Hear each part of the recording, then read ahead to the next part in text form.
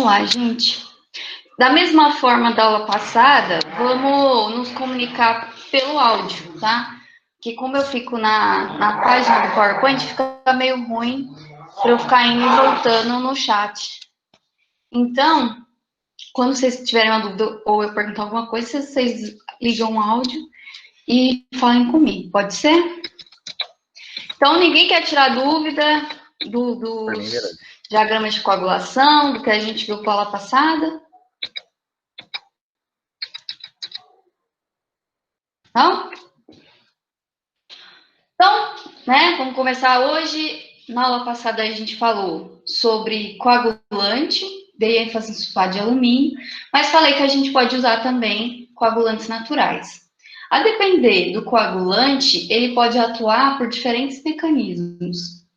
E aí a gente viu que o sulfato de alumínio, que é o mais utilizado, ele atua principalmente por duas vias, que é a absorção e neutralização de cargas, que é quando você utiliza uma dosagem menor de coagulante, a fim, né, de que espécies hidrolisadas de sais de alumínio, que são obtidas em tempos bem curtos de mistura, tipo 1 segundo, 2 segundos, para neutralizar o coloide e reduzir a sua repulsão.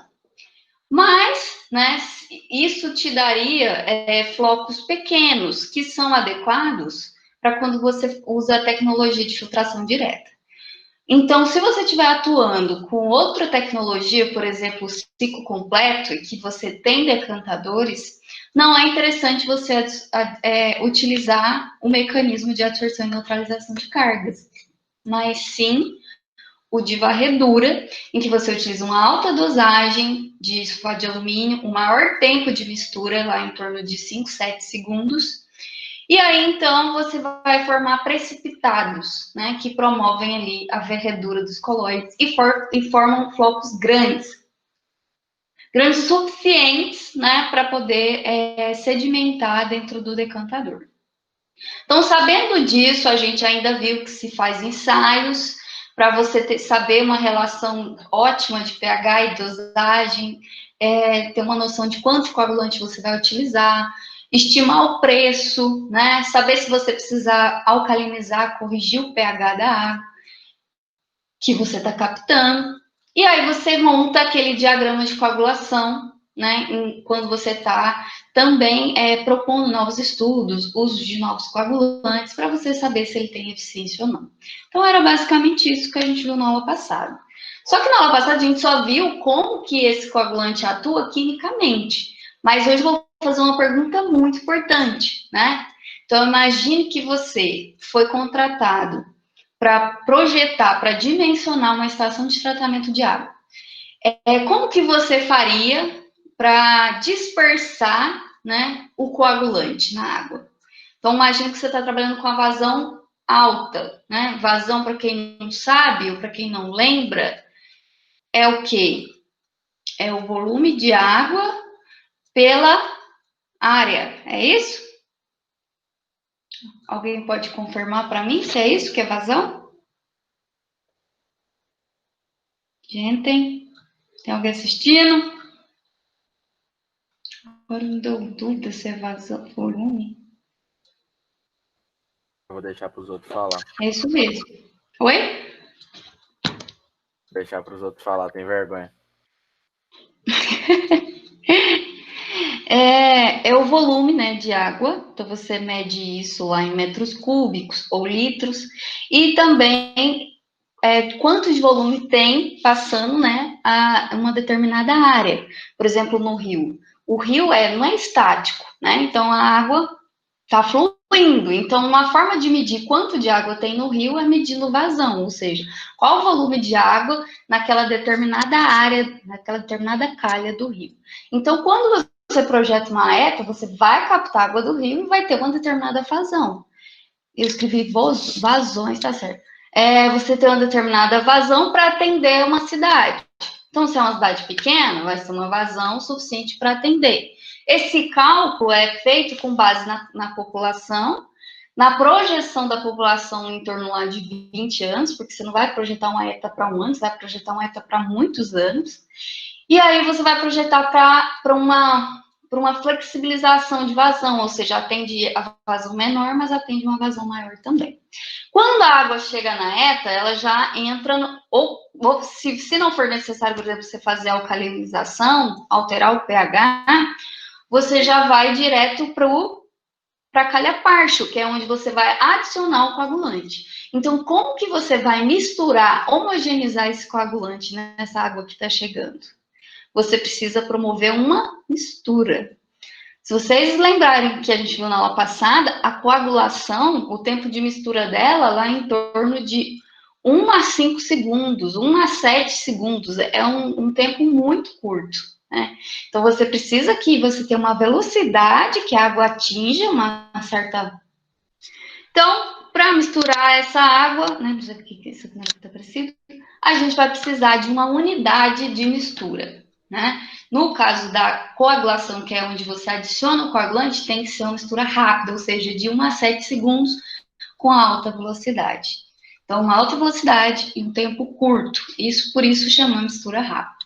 A gente já viu nas outras aulas que essa mistura pode ser hidráulica, quando você usa a própria energia da água, ou ela pode ser mecânica, onde você utiliza energia elétrica. Essa imagem que está aparecendo para vocês aqui primeiro é uma calha partial, ou seja, é uma unidade que hoje em dia já tem comercial, você compra ela com as dimensões prontas, né? Você compra ela para determinadas vazões, então você vai já comprar uma calha partial pronta, mas primeiro você precisa testar qual das calhas vai ser adequada para a vazão que você está trabalhando. Então, o que ela faz? Ela tem, para promover esse ressalto, que é aqui ó, o ponto de mistura, né? Ela vem, quando a água entra, ela está com um nível baixo e uma alta velocidade. E depois ela passa, né, por alterações na configuração da calha, que faz com que o nível da água eleve e a velocidade diminua. E quando isso acontece, essa perda de energia ocorre, a água acontece esse revolvimento, né, que aqui vocês podem ver nessa imagem, que a gente chama de ressalto hidráulico. Então, a gente vai ver hoje um pouco sobre essa calha parcha. Nas minhas aulas comuns, eu apresento o dimensionamento, mas como é online, eu não sei como que a gente vai proceder, a gente vai conversando. Mas eu quero que vocês entendam como que é essa unidade e para que ela serve, certo? Por quê? Porque no futuro espero que vocês, né, quem tiver interesse de fazer concurso, se passar no concurso da Saneago ou qualquer outra companhia de saneamento, vocês precisam ter o conhecimento máximo sobre essas etapas e essas unidades do tratamento de água. Então, pode ser a calha partial ou vertedor, que tem bastante similaridades, ambos promovem ressalto hidráulico, ou pode ser um agitador mecânico, que aí você utiliza energia elétrica, né, e tem uma turbina que é movida por uma bomba. Certo? Existem situações que talvez seja interessante trabalhar com mecânico, quando você tem vazões muito pequenas, mas quando você tem uma vazão muito elevada, fica inviável você ter esse gasto energético, sendo que você não pode ter uma unidade que não tem custo de energia elétrica, né? Então, é mais vantajoso você trabalhar com as unidades hidráulicas. Então, vamos lá falar um pouco, né, das teorias, né, e um pouco da hidráulica do processo. Todo mundo já teve disciplina de hidráulica?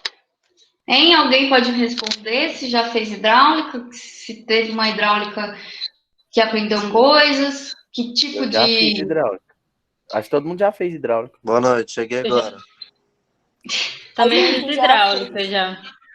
E que tipo de estudo vocês fizeram? Vocês trabalharam com que tipo de escoamento? Escoamento turbulento, escoamento em tubulações fechadas ou escoamento em regime aberto? Tipo de rios. Vocês lembram? Matheus chegou agora, dá boas-vindas e fala. Boa noite. Na verdade, eu pelo menos acho que a minha turma não aprendeu muito em hidráulica, não. Eu aprendi mais em FT, na verdade. Ah, tá. Escoamento, sabe? Entendi. Eu entendi o que quis dizer, viu? Então, existe sim uma dificuldade, né, de se ter no IF a hidráulica aplicada ao nosso curso, né? Acaba que outros professores de outras áreas acabam pegando essa disciplina e acaba tendo um desfoque, né? E vocês acabam que não conseguem aplicar esse conhecimento na prática. Mas essa parte de tratamento de água nada mais é do que a aplicação da hidráulica, né? Que você aprende simulações reais e você trabalha aqui de uma forma controlada, em que você define que tipo de regime você quer ter. Então, a gente diz que para formar aquele ressalto hidráulico, né, aquela mistura, você precisa sair de um regime rápido, que a gente chama de supercrítico, para um regime tranquilo, que a gente chama de subcrítico. Né? E isso vai alterar a profundidade. A água estava numa profundidade menor e ela vai para uma maior. Então, aqui, se vocês olharem nessa figura, ó, essa altura H1 seria a profundidade, a altura da água nesse regime com alta velocidade, que é o supercrítico. Aí o que acontece? A calha partial, ela tem algumas alterações no fundo e na largura, não sei se vocês lembram, mas ela entra numa seção convergente, depois ela tem um estreitamento, que a gente chama de garganta, e ela abre para uma seção divergente. E além disso, ela tem alterações no fundo da calha. Fazendo isso, fazendo a água forçar e passar por uma garganta mais estreita, você acaba fazendo com que a água perca parte da velocidade que ela estava, aumente a altura porque você estreitou o canal, e com isso a água vai perder energia e promover o ressalto, né? Na física e na hidráulica, a gente calcula essas questões das alturas, para você achar a altura 1, a altura 2, com essa fórmula que a gente tem aqui no cantinho esquerdo, né? Vocês verem aqui, a fórmula tem basicamente a altura 1, a altura 2, e aqui no meio a gente tem o número de Froude, né? O número de Froude, número de Froude, que é esse FR aqui, ele é uma medida da velocidade pela altura, né? Se a gente vê aqui as variáveis que tem nessa equação, é gravidade, altura 1 e velocidade 1. Por que calcular esse número de Froude? Porque esse número de Froude, a norma, né? Eu esqueci de falar para vocês, mas a gente tem uma norma técnica para dimensionamento de estação de tratamento de água, e essa norma vai dizer que tipo de ressalto você tem que ter numa ETA, qual o melhor ressalto. E, basicamente, o tipo de ressalto é denominado a partir desse número de Froude. Vou mostrar para vocês. Aqui, né? Aqui a gente tem, então, o número de Froude. A gente tem vários valores para ele, e cada valor representa um tipo de ressalto. Então, quando o seu número de Froude dá um valor entre 1 e 1,7, a gente chama que é um ressalto ondulado, né? Então, nesse caso, esse é um ressalto que chega a formar um forte revolvimento, mas ele propaga, né, algumas ondas ajustante ali da altura 2, né? Pós ali a passagem da garganta. Então, a gente chama de ressalto ondulado porque a dispersão de energia é pequena. Ele não perdeu tanta energia assim. Com números maiores, entre 1,7 e 2,5, a gente tem um ressalto hidráulico fraco, que pouca energia também é dissipada, por isso o revolvimento também cria pequenos vórtices, não super vórtices, como numa cachoeira, por exemplo. Então, ele é um ressalto mais fraco. À medida que os números vão subindo, ó, você vai tendo os outros tipos de ressalto. Entre 2,5 e 4,5, você tem um ressalto oscilante. Esse ressalto oscilante, ele não é recomendado você ter na calha partial. Isso de acordo com a norma, que eu vou mostrar agora para vocês. Esse é um ressalto que aumenta os números de vórtices, mas ele oscila muito, ele acaba atrapalhando a dispersão do coagulante.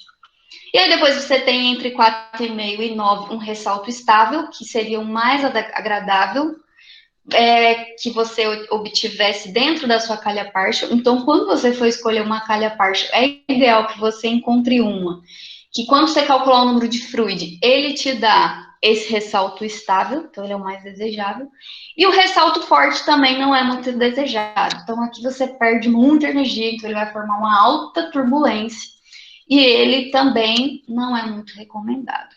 Alguma dúvida aqui, gente? Tá tranquilo? Se alguém não entendeu, pode falar. Pode falar de novo? Pode.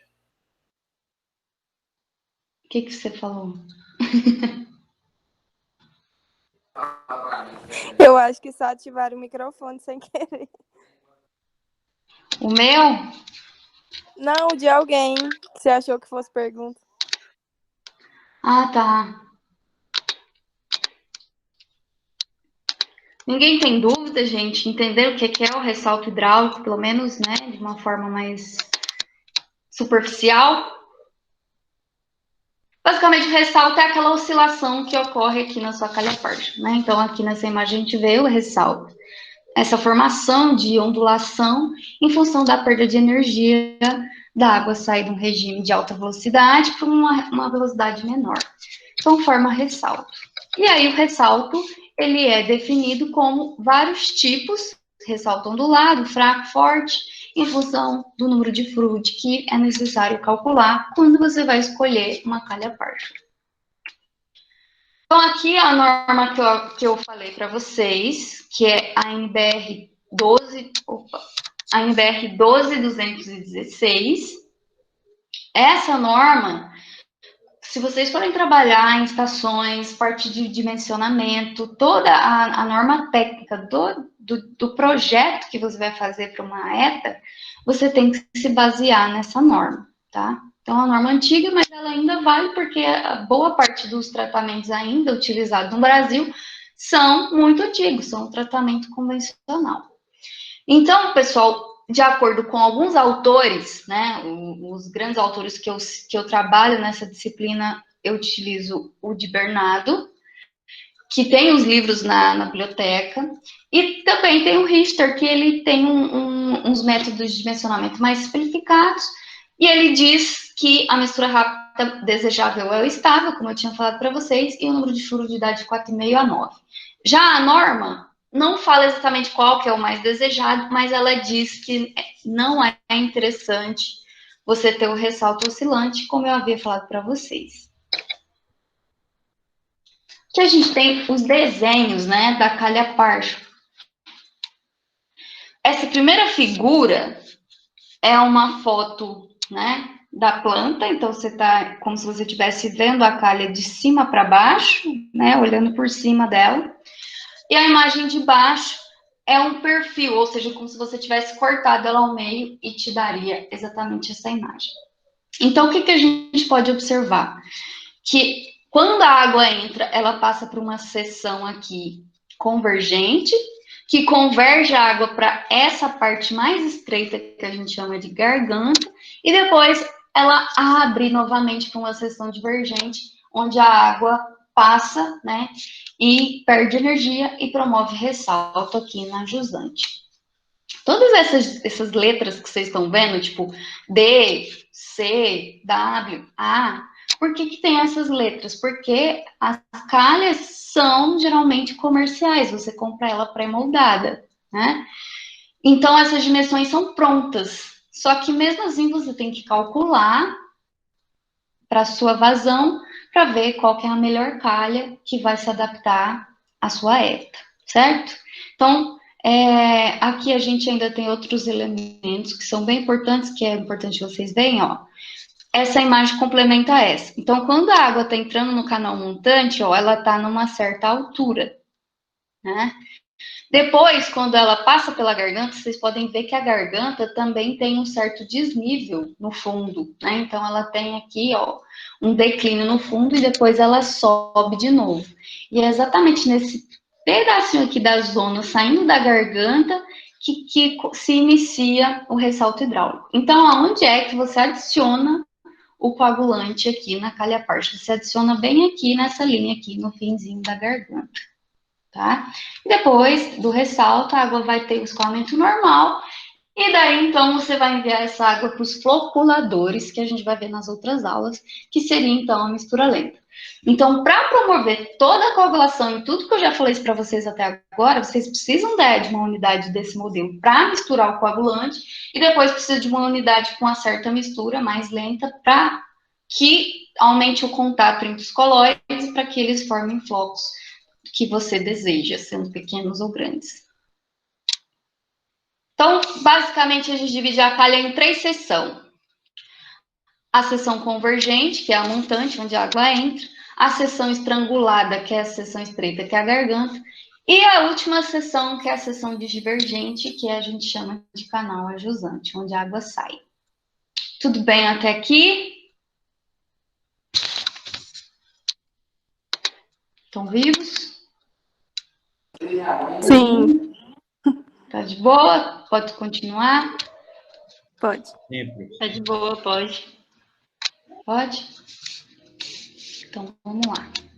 Aqui uma imagem real, né, de uma calha Parshall. Podem ver que não é nada demais, né? A água tá uma tubulação que captou no rio. Essa água tá entrando, peraí que alguém me chamou. Ah, foi um.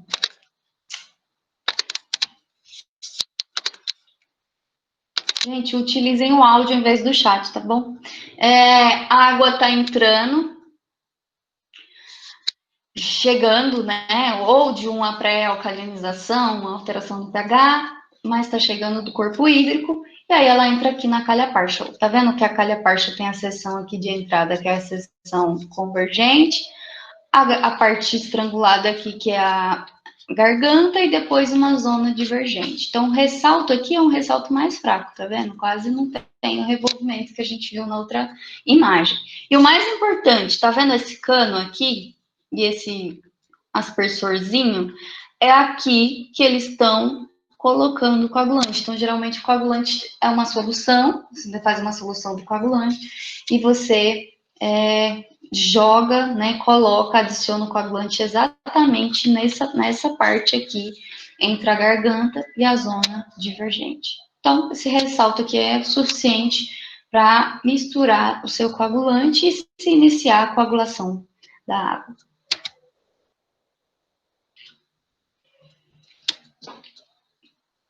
E é importante vocês lembrarem que isso daqui acontece em segundos. Tem como calcular, a partir dessa calha Parshall, qual vai ser o tempo da sua mistura, qual que vai ser o número de fluido, qual que vai ser o gradiente de mistura, né? Tem como fazer todos esses cálculos, e é a partir desses cálculos que você vai escolher a melhor calha. Aqui algumas recomendações que grandes autores do tratamento convencional no Brasil, eles falam que é importante se ter numa mistura rápida do tipo calha Parshall. Então, ele pede que exista a menor altura possível entre a lâmina da água, com a superfície da água na garganta, e que sejam compatíveis com as medições de vazões previstas. É porque tem um outro fator que eu esqueci de falar para vocês. A calha Parshall, a princípio, ela nem era utilizada para mistura rápida. Na verdade, a calha Parshall é um medidor de vazão, né? Porque aqui você sabe exatamente a dimensão aqui na garganta, e medindo a altura de água, da água, você consegue calcular a vazão. Então, a calha Parshall também é um medidor de vazão. Ela tem que ter descarga livre na saída, ou seja, não pode ser fechado, não pode ser, né, a pressão tem que ser a pressão atmosférica. O ressalto hidráulico tem que se iniciar no final da garganta, não dentro da garganta. E a execução, né, rebaixa após o trecho divergente, que é o final ali, para instalação de malha que comporta de malha e comporta do tipo vertical. Comporta seria a portinha que você vai mandar essa água para o floculador. Enfim, isso é um pouco relevante. Mas finalmente a gente tem aqui, né, as dimensões padronizadas de calha-parcho. Ou seja, lembra que eu falei que elas são comerciais e que você já compra ela com as dimensões prontas? Então, basicamente, cada letra aqui corresponde a uma dimensão de uma parte da calha, né? Então, aqui a gente pode ver que o A é a distância do tamanho aqui da zona divergente, o ponto D é a largura do canal de montante, o C é a largura do canal de jusante, né? Você ainda tem... aqui a gente não tem uma imagem muito boa, mas você tem exatamente o que cada letra representa aqui dentro da calha. Então, aqui é o seguinte, como que funciona a escolha da sua calha? Primeiro que você vai ter que fazer uma sucessão de cálculos e você pode ter que mudar o tipo de vazão. Então, geralmente, esses cálculos é recomendado que você faça em uma planilha Excel, por exemplo, algo que depois você só altera a vazão e o cálculo sai pronto. Então, é importante você programar todos esses cálculos de uma forma automatizada, né, para poupar tempo. Então, você tem aqui vários vazões que cada uma dessas calhas podem comportar. Então, aqui a gente tem várias calhas. A gente tem calha com garganta de 2,5 centímetro, uma calha com 7,6 centímetros. Então, podem ver que é uma calha bem pequena, né? E a gente tem calhas que podem ter uma garganta de até 305 centímetros de largura. Então, varia, e isso vai variar em função da vazão que vai ser utilizada na sua hélice.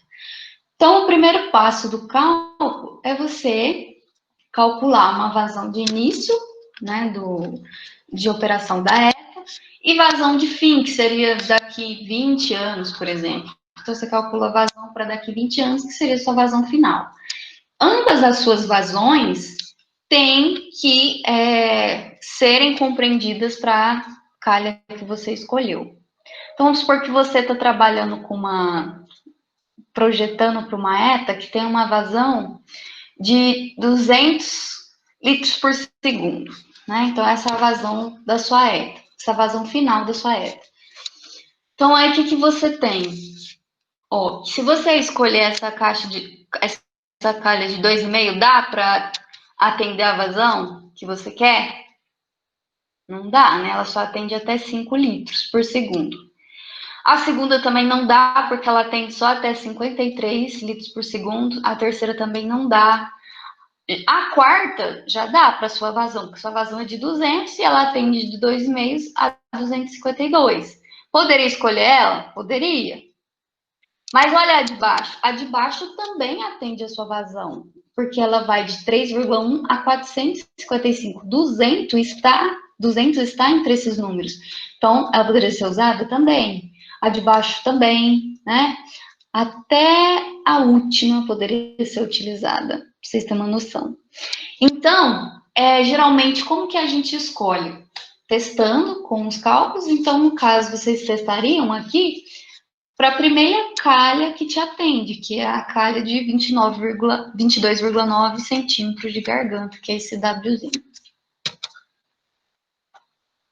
Aqui para vocês verem o que significa cada um dos números, né, das letras, o que é o D, o que é o A, o que é o W, então isso já vem projetado. Só que para saber qual a melhor calha, você teria que verificar a partir de cálculos, certo? Aqui a gente tem um exemplo do livro que eu adotei para todos os cálculos, que é o livro do Di Bernardo sobre o tratamento de água, tem ele na biblioteca. Eu acho que eu tenho ele em PDF, eu posso também mandar no que é acadêmico. E aqui o exemplo é basicamente você fazer alguns cálculos para certificar qual a melhor calha para você. E aí, gente, a gente tem muitas fórmulas, e são fórmulas grandes, e às vezes esses cálculos são bem chatinhos, por isso que é indicado que você utilize o Excel para fazer, tá? O que acontece? Como a gente está tendo aula em EAD, e eu sei que, principalmente o pessoal do saneamento não tem muito contato com cálculo durante, né, a graduação, e é complicado né, tem dificuldades para fazer. Então, eu penso, às vezes tem dificuldade para entender esses cálculos, até numa aula presencial, né, quem dirá uma aula online. Então, para que vocês não fiquem prejudicados, esses exemplos, né, podem ser feitos. Eu vou explicar a lógica do cálculo, mas eu não vou ficar fazendo, colocando dentro da equação. Depois a gente pode tentar fazer uma atividade ou algo do tipo, que vocês entendam melhor como escolher essa calha. Aqui só está dizendo o seguinte, essas primeiras fórmulas, que quando você escolhe calhas, a calha que tem 30,5 centímetros de garganta até 244 centímetros de garganta, você vai utilizar essa fórmula, que é a fórmula que você calcula a vazão. Como você conhece a sua vazão, você vai usar essa fórmula para descobrir qual que é o seu HA. O que é seu HA?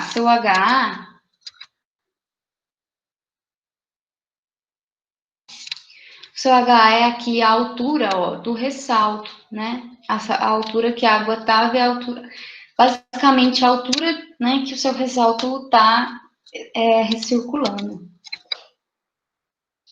Enfim, aqui a gente tem várias fórmulas, cada uma tem uma fórmula de vazão e você vai escolher aqui exatamente qual que é a melhor fórmula para você utilizar em função da calha que você escolheu. Então, se a sua calha é uma de 7,6 centímetros de garganta, você vai usar essa fórmula. Se a sua calha que você escolheu tem 305 centímetros de garganta, você vai usar essa fórmula. Então, é basicamente assim que você calcula esse primeiro parâmetro, né? Então, ó, o HA é a altura na seção de medição. Basicamente, você isola o H daquelas fórmulas anteriores e encontra, né, qual que é o seu HA. Depois, você vai acabar utilizando esse H em outros cálculos. Então, você vai fazer muitos cálculos. Aqui, depois você calcular a largura da calha na seção de medição, onde você mede vazão. Você vai calcular a velocidade nessa seção de medição. Você vai calcular toda a energia disponível nessa seção. Você vai calcular os ângulos que ocorrem com a água quando ela passa nas partes divergentes da calha, a altura do início do ressalto, a altura do fim do ressalto. Mas, basicamente, o que mais te importa nesses cálculos é o número de Froude, porque lembra que o ressalto adequado era o estável, então o seu número de Froude, quando você calcular, tem que dar lá entre 4,5 e não lembro outro número, que é o ressalto estável, né? Outras coisas que são muito importantes, todas essas alturas e velocidades vão ser utilizadas para você calcular a perda de carga e principalmente o gradiente aqui de velocidade. Então, para achar o gradiente, você tem que fazer esses cálculos de perda de energia para achar o gradiente hidráulico, que é o gradiente de velocidade da mistura. Por que esse tempo de mistura e esse gradiente são tão importantes? Porque, basicamente, você vai saber exatamente qual é o tempo de mistura. Lembra que se você for trabalhar com filtração direta, o tempo de mistura tem que ser pequeno, então tem que ser lá de 1, 2. Se você for trabalhar com uma estação de ciclo completo varredura, você vai ter que trabalhar com um tempo de mistura maior, de 7, né, de 5 a 7. Então, você, a descobrir qual é o seu tempo, você vai ver qual que se adequa melhor para a sua realidade. Gradiente de velocidade. A norma também vai dizer qual que tem que ser o gradiente de velocidade adequado. De qualquer forma, se a gente for fazer os cálculos, são cálculos cansativos, mas o que vocês precisam saber sobre esses cálculos é isso que eu estou falando, né? Por quê? Porque o tempo de mistura adequado, você tem que saber, a depender do modelo da sua ETA, e o gradiente de mistura você tem que atender à norma. O que a norma fala? Cadê? Aqui, ó. Que o gradiente de mistura rápida, tá? Tem que ser entre 700 segundos a menos 1 a 1.100 segundos a menos 1. Então, quando você fazer os cálculos para cada parte que você escolheu, o gradiente tem que bater com essa faixa. E o tempo de mistura, a norma, de modo geral, né, ela recomenda que seja menor que 5. Isso muda de autor para autor. Vai ter autor que vai dizer que os 7 segundos é melhor para varredura do que os 5. Mas, enfim, essa é a recomendação dessa norma técnica. Então, quando você fizer seus cálculos, você vai pegar os resultados, comparar com os da norma e com a da literatura que você está trabalhando e vai escolher, então, qual que é a minha melhor calha partial. E uma imagem, né, de algumas variáveis que você calcula. Então, ó, você calcula a energia... Ai, cadê o mouse? A energia aqui quando a água entra na calha. Você calcula a altura da onde que você geralmente faz a medição da vazão. Aqui é quando esse pedacinho aqui que desce é na parte da garganta. Então, ele é mais estreito em largura e tem um fundo assim, dessa forma. Então, ó, aqui a água estava com a velocidade alta. Tá vendo que está inclinado? Isso vai aumentar a velocidade, o nível está baixo. E quando ela chega aqui e começa a ter que subir, né, ela vai ter aí uma questão de gravidade até, que vai fazer com que ela também perca energia. Você calcula essa energia e você consegue calcular ainda essas alturas aqui, que é esse Y2 e Y3 são alturas no ressalto e pós-ressalto. E aí, né, basicamente, é isso que você tem que calcular para escolher sua calha. Mesmo ela sendo comercial, você tem que, né, fazer os cálculos para ver qual que é a melhor. Existem outras unidades, né, que é o vertedor retangular. Os cálculos para esse vertedor são bem mais chatinhos, mas não tem muita diferença da calha partial, você calcula quase tudo igual. Tá na página do livro, eu vou mandar o livro para vocês, tá nessa página, então quem tiver interesse pode dar uma olhada lá. Esse vertedor retangular, ele é todo quadradão e ele simula... Oi, tá atrapalhando? Oi? Foi comigo? Não, eu liguei sem querer. Tá tudo bem. Aqui simula como se fosse uma cachoeira, né? A água tá numa altura mais elevada aqui. Ai, gente, bateria.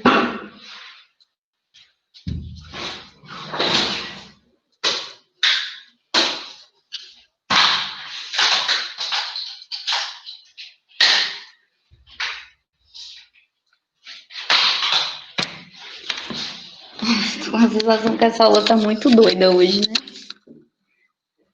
Ninguém tá entendendo porra nenhuma.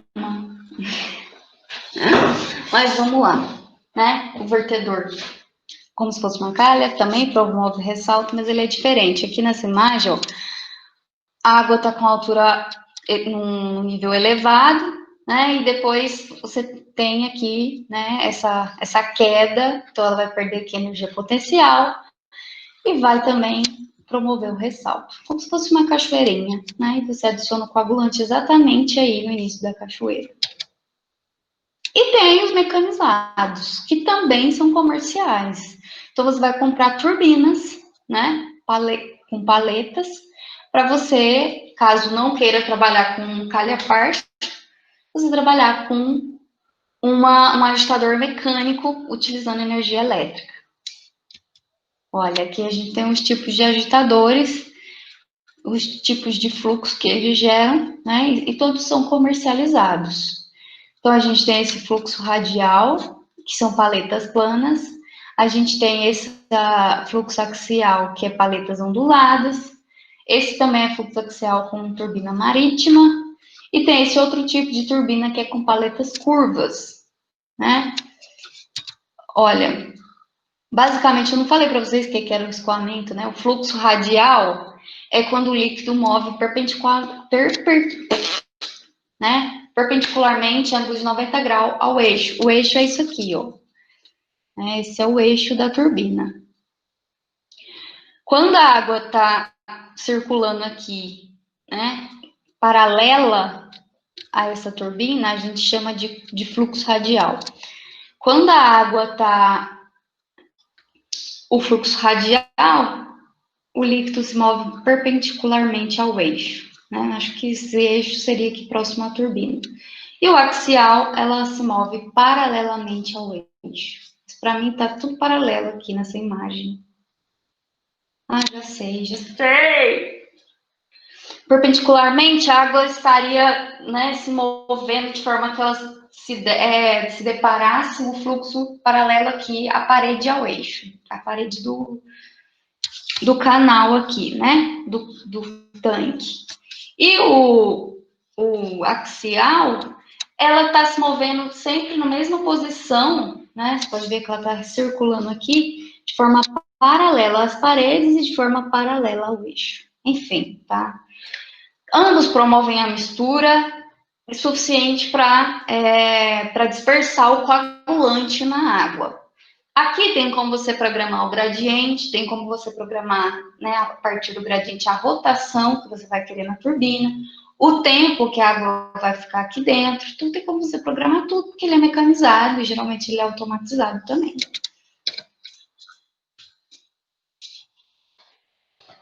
Então, existem todos esses tipos de turbina. Você precisa saber a potência, né, do seu agitador e relacionar isso com o número de Reynolds, que também é lá da hidráulica, né? O número de Reynolds, basicamente, ele apresenta o tipo de escoamento tipo de escoamento que está acontecendo ali no seu canal. No caso aqui, nos agitadores, né? Então, você tem aqui um fluxo laminar, quando o seu número de Reynolds é em torno aqui de 1 a 10, depois, se o seu número de Reynolds é de 10 a 10 a quarta, né, 10.000, você tem um regime de transição, e maior que isso, você tem um regime turbulento. Então, você precisa saber o número de Reynolds para saber qual regime você vai ter e qual a potência adequada para sua bomba. Aqui são as recomendações da mesma norma, o que ela fala para quando você escolhe esses agitadores. Você escolhe a potência em função do gradiente de velocidade, então você escolhe um gradiente de velocidade. Que gradiente eu vou escolher? Dentro da norma. A norma falou que é de 700 a 1.100. Escolhe um desses para você trabalhar. A partir disso, você escolhe uma bomba com determinada potência. O tempo, né? O tempo de detenção, ou seja, o tempo de mistura, dentro aqui desses misturadores, deve ser inferior de 2 segundos, tá? E o fluxo se inicia exatamente ali no rumo, né? Na pá do agitador. E o produto químico deve ser introduzido logo abaixo da turbina, ou seja, na hélice do agitador. Então, você está gotejando ali o coagulante bem próximo ao agitador, na turbina dele. Tem um exemplo que eu geralmente faço em sala, que é o exemplo do de Bernardo, que é para você escolher qual que é o agitador adequado, tá?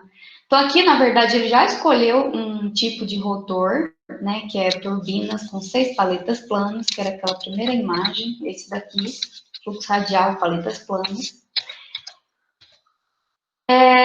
Ele escolheu essa turbina, a vazão dele é de 250 litros por segundo. No início da ETA, quando você constrói a ETA, ao fim do plano ali, quando a ETA já né, projetada para 20 anos, 500 litros por segundo. A temperatura da água é de 20 graus Celsius, ele já escolheu um gradiente de velocidade, escolheu de 1000, e também escolheu um tempo de mistura de 5 segundos dentro, né, dessa câmara de mistura. E aí, gente, você já tem aqui algumas informações sobre os fabricantes que produzem esses agitadores. Os agitadores são comerciais, né? Então, são tabelados, valor de potência, rotação, diâmetro, altura, largura da paleta, potência que vai ser introduzida na água, tudo isso você já tem tabelado. Basicamente, os cálculos que você vai fazer é para descobrir qual vai ser as dimensões da câmara. Câmara será ali o tanque onde você vai acionar o agitador e a água onde vai promover a coagulação. E aqui você tem várias relações que tem a ver com as dimensões, por exemplo, a largura do tanque, a altura do tanque, a distância das paredes do tanque em relação às turbinas, a distância que a turbina tem que ficar do fundo do tanque né? Se é na metade do tanque, se é no meio do tanque. Então, você calcula tudo isso. Essa distância, essa profundidade, essa largura aqui, que a turbina tem que ficar em relação às paredes. Tudo isso é calculado a partir dessas relações aqui, tá? Aí aqui eu coloquei aqui que é exatamente cada sigla. Particularmente, esses cálculos não são tão complexos. Basicamente, é você jogar em fórmulas, tá? Então, você tem praticamente as fórmulas prontas e você vai isolar as variáveis que você quer e achar o valor de cada dimensão da câmera. Por fim, que você calcula uma potência, que vai ser a potência dispersa na água e compara com aquela tabela que é do fabricante. E aí você vai chegar, a partir dessas potências, você vai descobrir a rotação, que é esse MR, que é a rotação do motor, ou seja, quantas volts ele vai dar por segundo ou por minuto. E aí é interessante você saber essa rotação, até mesmo para quando você for utilizar o jar test, porque no jar test você adiciona um gradiente ou um valor de rotação. E aí, basicamente, é isso que você calcula para essas turbinas, tá? A aula de hoje é isso, né? Se a gente não for fazer os cálculos. Agora, se a gente for fazer os cálculos, a gente vai voltar lá e usar essas fórmulas. E aí, eu não sei exatamente qual a melhor metodologia para a gente fazer isso. Vocês têm a me dizer? Alguém? Se manifeste? Por favor. Falei muito rápido, não deixei vocês falarem. Pode falar. Tem alguns vídeos relacionados a isso na internet, que você, em relação ao exercício, coisa assim, que você pode indicar ou não? Se eu fiz o exercício em algum vídeo? Se tem algum vídeo, não precisa ser da senhora, pode ser de outra pessoa. Mas que... Talvez eu não procurei, mas pode ser que tenha esses cálculos no YouTube, né? É interessante que, se vocês forem procurarem, procurem pelo livro, né? Então, os cálculos a partir do de Bernardo ou os cálculos a partir do Richter. Essas fórmulas que estão nos meus slides são do livro do de Bernardo. Se vocês quiserem, eu posso passar um exercício e aí eu posso gravar um vídeo explicando como que faz os cálculos. Só que aí eu precisaria de um quadro, eu acho, que fica difícil fazer isso no PowerPoint, né? E aí eu posso passar um exercício para vocês. Mas hoje na aula, acho que seria até agora só isso. Vocês têm alguma dúvida em relação às coisas que eu falei? Gente, vocês me deixou no vácuo, que maldade. Eu preciso entender o que esse silêncio representa, que vocês não entenderam nada, que vocês querem que eu faça vídeo explicando os cálculos. Deve falar alguma coisa? Em relação ao conteúdo, ok. Agora, eu acho que eu, particularmente, precisaria dos cálculos, dos exercícios. Porque a nossa parte de hidráulica ficou bem vaga para a gente. Esses cálculos, se falar assim, você consegue fazer algum deles, eu não faço ideia para que serve. Porque sempre que a gente não conseguia fazer, o próprio professor fazia para a gente. Então, eu acho que muitos de nós não aprendeu exatamente como fazer esses cálculos. Então, como a sua linguagem é mais clara, eu acho que seria interessante a gente ver contigo como fazer esses cálculos, a sequência e tudo direitinho. A sequência, né, de jogar nas formas, etc. Embora eu ache a minha metodologia de cálculo horrível, eu vou tentar gravar um vídeo explicando as etapas do cálculo. Eu vou focar basicamente na calha-parcho, que é o mais utilizado, né? E também é muito utilizado para medir vazão e etc. Eu vou fazer o cálculo da calha-parcho, eu vou postar para vocês e vou deixar um exercício para vocês resolverem,